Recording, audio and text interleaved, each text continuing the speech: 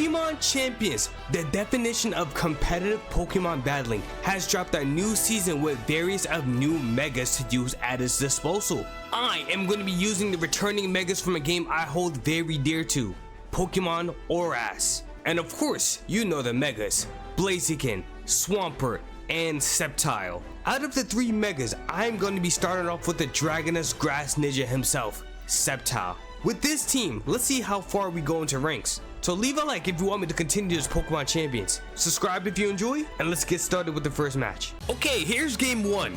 We see a Mega Staraptor or Rain Dance Mega Swampert team. Doubting they're going for the Mega Swampert route due to the fact that I have a strong and sturdy Mega Sceptile.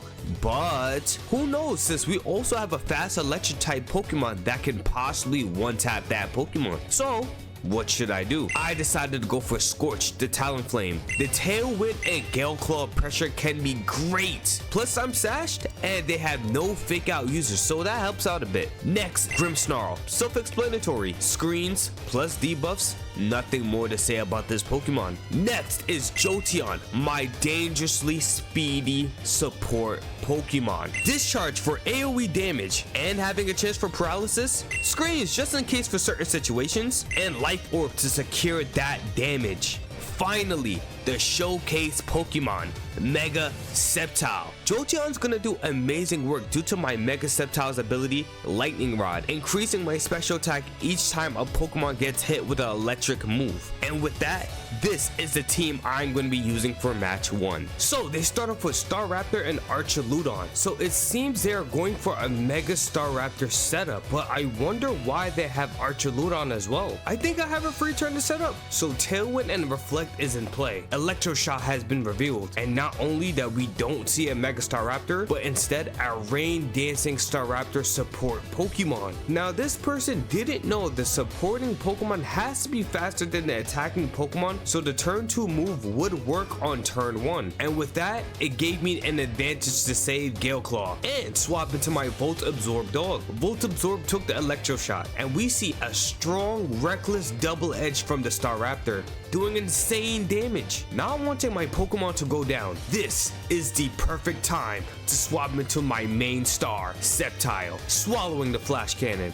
Now it's time for the Mega Strats. Discharge in play, Lightning Rod activated, and the field takes massive damage, plus a paralysis, and even an Earth Power takes out the second Pokemon. Field wipe. My Tailwind is no longer active, and now their last 2 Pokemon, Mousehold and Swampert, are now on the field. Since I know this is the Mega Pokemon, I think it's time to take away its Swift Swim. We finally see the Mega Pokemon, Mega Swampert. Protect on Sceptile, and the Sunny Day field effect is now in play, getting rid of their weather advantage. Population Bomb was revealed, and Earthquake does great damage to the field. Scorch is now on the field, and since we didn't take any damage, we still have Gale Claw in effect. Dual Wing Beat takes out the Mousehold, and Leaf Storm takes out Swampert. There goes match 1. Let's get ready for match 2. Okay, so they have a potential Mega Dragonite or Metagross team. Their team is very fat, but that won't stop me from crushing them. I think I want to go full offense, so let's go with Sceptile and Talonflame with the Jolteon and Milotic at the end. Starting off with the Intimidate duo. If I had Milotic, my stats would have been through the roof. Okay, I'm gonna start off strong with my Mega Sceptile using Protect. What, you thought I was gonna take a fire move to the face? Heck no. We don't only see 1 but 2 play roughs on my Sceptile, so it's time to swap. We also pop U-turn to bring back Sceptile. The first play rough is in play, lowering my attack stat and giving me my competitive boost. Though the second one landed, but it didn't proc an attack drop. Protecting on Sceptile, we see an E speed on Milotic, but we popped the recover, so the damage never mattered. Crunch was also revealed, doing good damage, lowering my defense and boosting my special attack. I have to go on the offensives, so Earth Power almost took out the Luxray, and Scald took out the Arcanine. Another play Rough, almost taking out Milotic, and now their next Pokemon is on the field, Dragonite. Swapping out Milotic for Jolteon, they withdrew their Luxray for Milotic. Mega Dragonite takes the stage, and I go for a Protect. Hurricane was shown, doing almost half to my Jolteon, and now it's time for the electric combo. Discharge plus boost in play, doing okay damage, and Dragon Pulse takes out the Dragonite. We do see an Ice Beam from Milotic taking out my Sceptile, and now both the Mega Pokemons are down. Scorched and Luxray are back on the field, and I decided to set up a Tailwind, and not only that, go for an all-out Discharge. Surprisingly, getting a crit on Milotic and taking out both Pokemon, and that's game 2 done. Let's move on to game 3. Let's make this the final match. We have, I think, a Mega Garchomp or Meglamora team, another bulky team. So let's just get started with Scorch plus Grimmsnarl, followed by Jolteon and Sceptile. They start off with Garchomp and Corviknight. Corviknight is a threat since I have a Fairy type, and Scorch isn't strong enough, I believe, to take it out in one go. So I set up a Tailwind, and then I put on my Reflect. Rock Slide was used, surprisingly not popping my sash, but I did just set up a Reflect. Iron Defense was used on Corviknight. I am in the worst situation right now. Now, I know Flare Blitz is gonna do no damage, but I said screw it, let it ride! Let that motherfucker ride!